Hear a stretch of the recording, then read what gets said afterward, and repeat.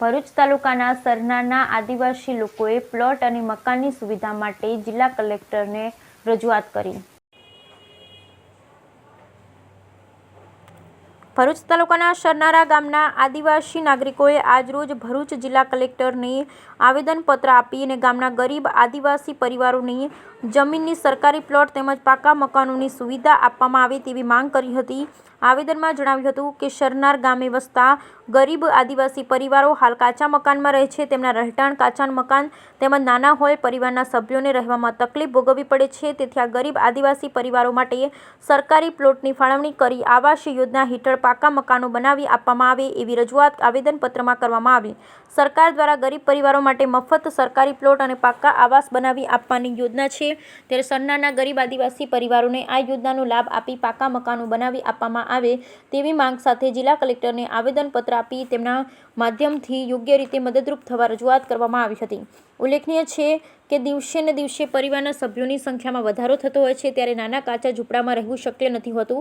વળી મોટાભાગના ગરીબ આદિવાસી પરિવારો ખેત મજૂરી કરી પરિવારનું ગુજરાન ચલાવતા હોય છે, ત્યારે તેમને મળવાપાત્ર સરકારી લાભ અપાય તે જરૂરી ગણાય। અને ગુરુવારના રોજ ભરૂચ શહેરમાં જે મસ્ત મોટા ખાડા પડી ગયેલા છે અને ભરૂચ નગરપાલિકાનું આ વહીવટ તો બિલકુલ ફેલ થઈ ગયું। તે બાબતે ભરૂચ શહેરના જાગૃત આગેવાનો, વડીલો, નાગરિકો સ્વયંભૂ આજે ભરૂચ નગરપાલિકામાં આવી અને હલ્લાબોલ કરી અને પોતાની જે વ્યથા હતી, જે તકલીફને દૂર કરવા માટે આજે સીઓ સાહેબને મહિલા કે તમે જો 5 ગતિની ઢાલ સૈયદો Madina hotel Mohammadpura APMC market Santoshi વસાહત બાયપાસ ચોકડી સુધીના રોડ અત્યંત વિસ્મય હાલતમાં હોય 5-6 ફૂટ જેવા ખાડા પડી ગયેલા છે।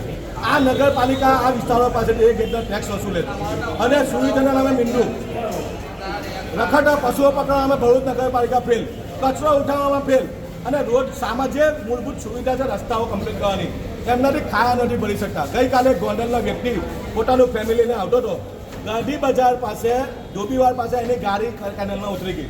જો આમાં કોઈનું મૃત્યુ છે આકસ્મિક તો અમનું પણ માનવ વધનો ગુનો દાખલ કર્યો। આવી ઘટના જ્યાં ગીકોડિયામાં બની અને જવાન જો કોઈનો દીકરો નોકરી માટે આવતો એનો ગુજરી ગયો, એના ફેમિલીના લોકો 10 લાખ રૂપિયા આપી નોકરી આપીને ચૂપ કરી દીધા। એના બાળકો યતીમ થયા, એની પત્ની વિધવા થઈ ગઈ। તો શું ભરૂચ નગરપાલિકા પાસે આટલી કોઈ એવી વ્યવસ્થા નથી કે શહેરની પ્રજાને સમસ્યાનું નિવારણ લાવે? સ્વયંભૂ આજે લોકોએ તકલીફનો સામનો કરીને ના છૂટકે આજે ભરૂચ નગરપાલિકા આવી હલ્લાબોલ કર્યો। સીઓ સાહેબે અમને કમિટમેન્ટ આપ્યું કે આજે રાતથી ઢાલથી લઈને જંબુસા બાયપાસ ચોકડીના તમામ વિસ્તારનું કામની શરૂઆત કરીશું। સાહેબે કમિટમેન્ટ આપ્યું કે જ્યાં જરૂર પડશે ત્યાં બ્લોક પાડીશું, બાકીના ખાડા અમે એવું કહીએ કે ખાડા તો ભરો, અને જો ભરૂચ નગરપાલિકા પાસે ખાડા ભરવાની હેસિયત ના હોય તો ભરૂચની પ્રજા બહુ સખી છે, અમને તો અમે આ ખાડા ભરીશું। અને આપના માધ્યમથી ભરૂચના જાગૃત એમએલએ રમેશભાઈ મિસ્ત્રીને પણ કહેવા માંગે કે રમેશભાઈ તમારી પણ નૈતિક જવાબદારી છે, તમારો પણ આ વિસ્તાર છે। એસપી સાહેબની કચેરી આ વિસ્તારમાં આવેલી છે, એસપી સાહેબનો બંગલો, કલેક્ટર સાહેબનો નિવાસ સ્થાન અહીંયા આવેલું છે, ડિસ્ટ્રિક્ટ જજનું નિવાસ સ્થાન આવેલું છે, પણ તમે 3 કિલોમીટર નગરપાલિકા રસ્તો બનાવવા નિષ્ફળ ગયેલી છે। એટલે આ તમારી નગરપાલિકાની તાનાશાહી કહેવાય કે તમે પ્રજાની સમસ્યાનું નિવારણ એટલે હતા। જો સાહેબે અમને અત્યારે કમિટમેન્ટ આપ્યું, હવે પછી આ કામની શરૂઆત નહીં કરવામાં આવે તો અમારી પાસે જે ગાંધીજીએ રસ્તો બતાવેલો છે, ગાંધીજી જેમાં આંદોલન થશે અને સંપૂર્ણ જવાબદારી આ ભરૂચ નગરપાલિકાના બેઠેલા અધિકારીઓની પદાધિકારીઓ હશે। આ સર જે અમને દર વખતની જેમ ભરૂચની પ્રજાની પડખે આવતી ઇલેક્ટ્રોનિક મીડિયા અને પ્રિન્ટ મીડિયાનો તમામનો આભાર, અને જે લોકો સ્વયં અહીંયા આવી અને ભરૂચ શહેરની સમસ્યાનું નિવારણ માટે તમામનો હું અબ્દુલ કામદી દિલથી આભાર વ્યક્ત કરું છું। Thank you. જય હિન્દ, જય ભારત।